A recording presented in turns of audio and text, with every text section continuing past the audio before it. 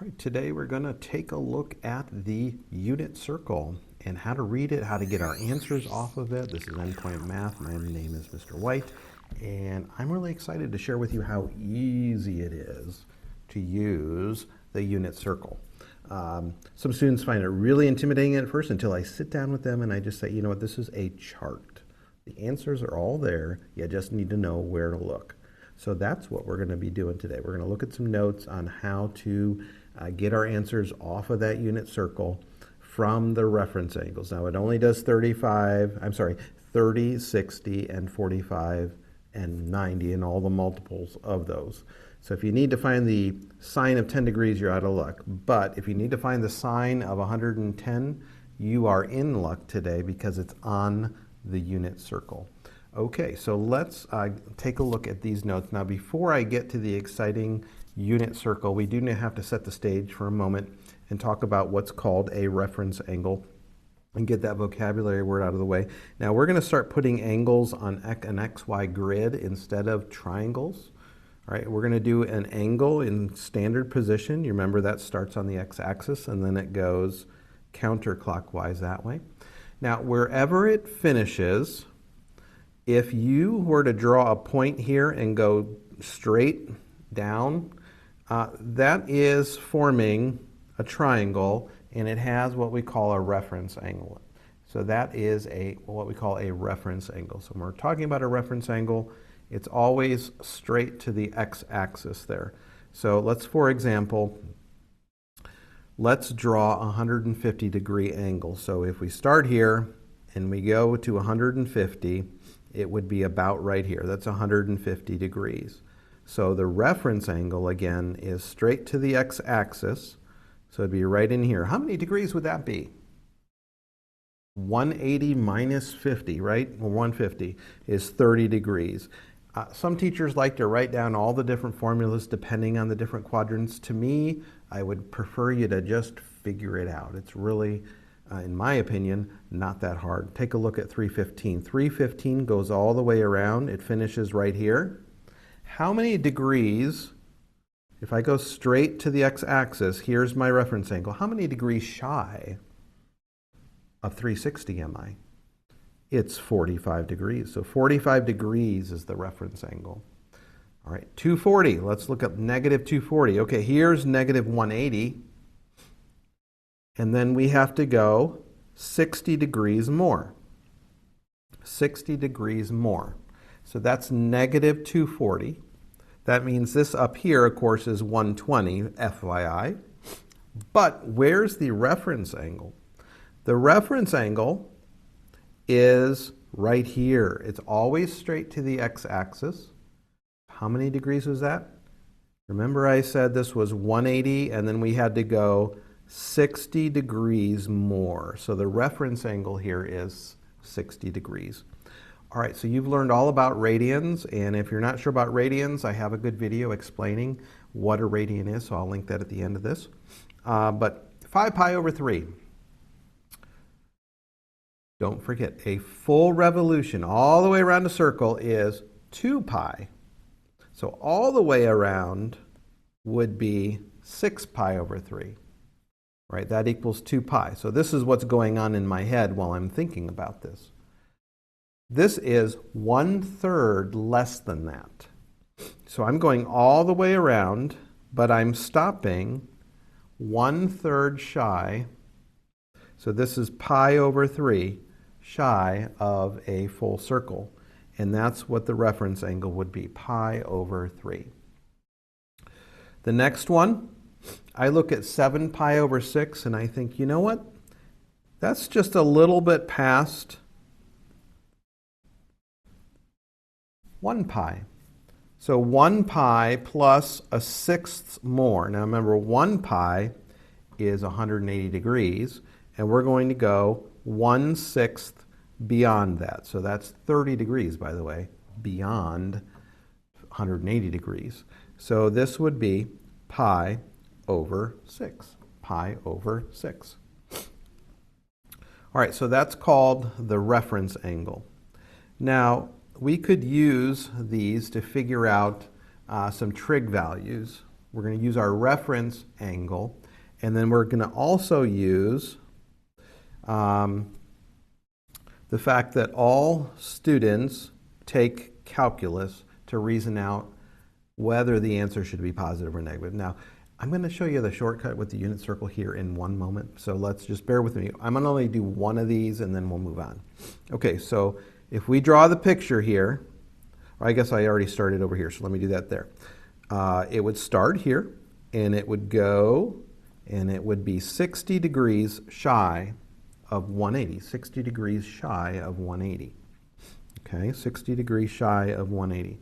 So the reference angle is 60. So we can come over here to our triangle, our 30, 60, 90 triangle, where this is 1. The hypotenuse is twice as big as the short leg, and then the long leg is radical 3 times bigger than the short leg. Some teachers put an x, 2x, x radical 3. That's fine. I like to just write this. So what is the sine of 60 degrees then? So if you're sitting up here, sine would be opposite over hypotenuse. So it would be radical 3 over 2. Sine of 120 equals radical 3 over 2. Now I haven't circled that yet because I need to check the SIGN, whether it should be positive or negative. So in this quadrant over here, thanks to all students take calculus, sine is positive. So aha. So sine of 120 is indeed positive. Now I can circle my answer. So you always have to do, a plus or minus check there and just make sure that you've got the right SIGN on your answer. All right. A little bit of vocabulary before we get to that unit circle. Quadrantal angles, these are multiples of 90. So for example, 0 degrees, that's 0 pi. 90 degrees is pi over 2. 180 is 1 pi. 270 is 1.5 pi, or 3 pi over 2. And then, of course, 360 is 2 pi, all the way around, 2 pi. All right, so just wanted to get that vocabulary word out of the way. Okay, so what the heck is the unit circle? The unit circle, just like we got done doing probably in that previous section, we had x, y, r, where we were, some sort of radius away from the origin. Well, now, let's just standardize it. Let's shrink the circle down to where the radius is 1, because trig functions are merely ratios of size, so it doesn't matter how big the triangles or the circles are. The ratio of the legs, or the ratio of a leg to a hypotenuse, will be the same because the triangles are all similar. Hopefully that sort of makes sense. I'm not going to spend a lot of time drawing a picture here, but just trying to explain why we can just say, let's make the radius 1. R is going to be 1. Well, sine, if you recall, was y over r. But r is now 1, so it's just y. So the sine could just be thought of as the y coordinate, this guy right here, the y coordinate of the point. The y coordinate of the point. Cosine would be x. Tangent is still y divided by x, so it's going to be the two coordinates divided by each other. All right, so in the previous section, at least the way I teach it is you might have been going through a point like 9, 12, so then you would make a fraction out of those two numbers. Well, now all of our points are going to lie on a circle that has a unit 1 radius. All right, so let's keep going here. This would be 1 over y, this would be 1 over x, this would be x over y. So just some new simplified formulas. X, y, y over x. So sine is y, cosine is x, tangent is y over x, and then you have the reciprocals. All right, let's move down here. So the unit circle is frequently used to map 30, 60, 45 angles and their multiples, and I'm going to show it to you off this side here. Your teacher has probably given you a handout with the unit circle, and you've come here to make sense of it, I bet, as well as your quadrantal angles, your 90 multiples of 90 degrees. All right, so here is the unit circle. Quite a mess, right? But just understand that we don't care about r anymore. It's just 1. All we have to do is figure out where on this chart, remember I said at the beginning of the video today, this is just a circular chart. The answers are there. You just got to figure out where to look. So if we're looking at like the sine of 30 degrees, I'm going to find 30 degrees on my chart, and I'm going to go to the y number. Why the y number? Because remember, sine is y, according to our formulas. So on the chart, it tells me that the sine of 30 is a half. Just like the sine of 150, let me change that color for you. The sine of 150 would be also 1/2. The sine of 240 would be negative radical 3 over 2. They're all on the chart here for us.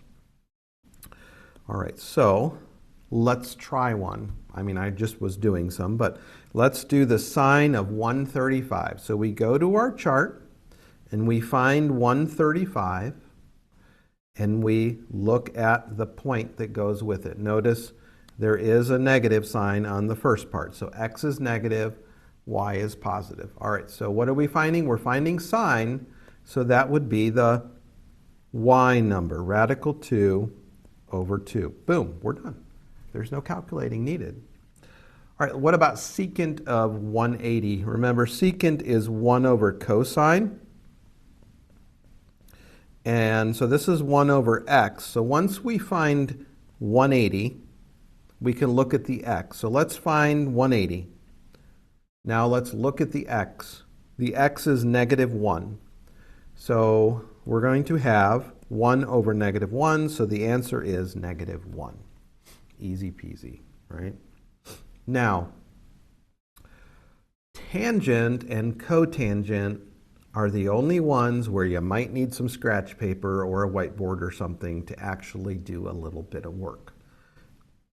Right? So sine and cosine are insanely easy. Cosecant and secant are insanely easy. You just look at what's there and flip it over for secant and cosecant. Well, what about cotangent?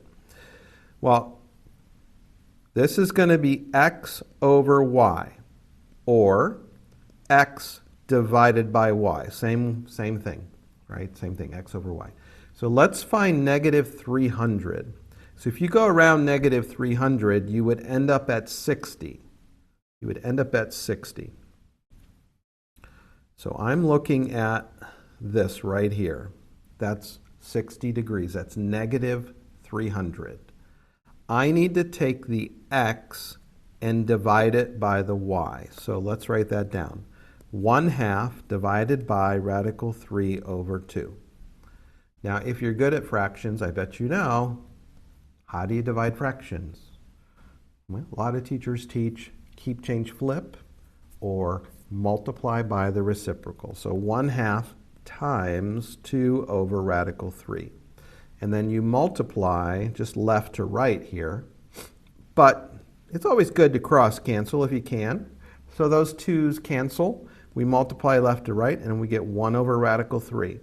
Now, I don't need to do any all students take calculus check on the SIG on the sign, because the unit circle takes care of that for me. I just went ahead and circled that. A positive times a positive was a positive.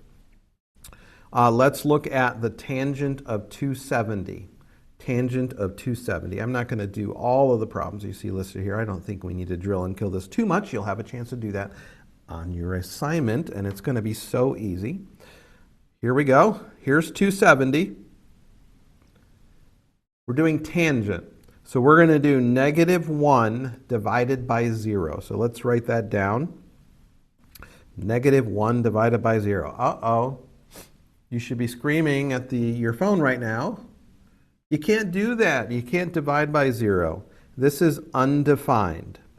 So you're going to learn later that that's actually a vertical asymptote on the graph of tangent. The tangent doesn't exist at 270. All right, let's go ahead and do a couple of radian problems, and then you know what, we're done, and you'll be able to get right on to your assignment. So let's find the cosine of 3 pi over 4. So I go back to my unit circle, 3 pi over 4. So you look around on here, do you see it? There it is. The nice thing about the unit circle is it even converts units for you. So there it's actually 135 degrees. Maybe you didn't know that offhand. 3 pi over 4, there's our point. We were finding the cosine. Remember, which is cosine? Is it x or y? It is x. X, x, x, x. So this would be negative radical 2 over 2. Negative radical 2 over 2. All right. Let's do another tangent problem because seeing that division is helpful, I think, for a lot of students. 2 pi over 3. 2 pi over 3. There it is, right up here. 2 pi over 3. So our point is negative 1/2 and radical 3 over 2. But remember, tangent is y over x. And don't forget that y over x is actually the slope, change in y over change in x. So the tangent has to do with slope of objects. So maybe that'll help you remember to put that y on the top. All right, radical 3 over 2. So let me find my problem. Radical 3 over 2 divided by negative 1/2. Keep change flip. I'm going to cancel the 2's and I get negative radical 3. Just negative radical 3. All right, well, I hope that you found this video helpful and then now you're ready to just jump into your assignment about the unit circle. Remember, it's just a circular chart. All right, good luck and until next time.